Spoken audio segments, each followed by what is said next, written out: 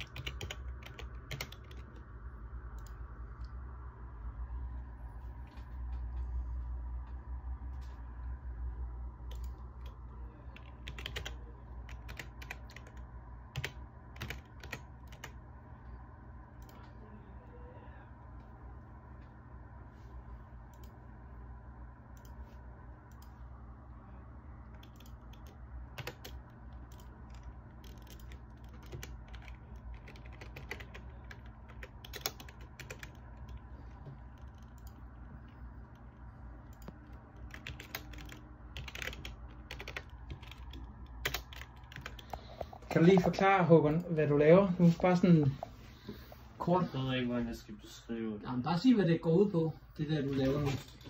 Jeg laver et kort over menneskekroppen. Det er sådan, det fungerer. Og hvad handler det der diagram om?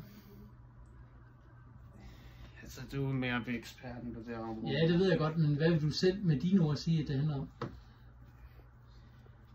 Det handler om at lave et kort over, hvordan det er, de forskellige gener, de altså har en effekt på hinanden.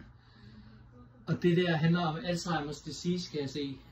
Så hvad handler det om, hvordan generne får den der sygdom til at udvikle sig? Er det det, du er ved at kortlægge?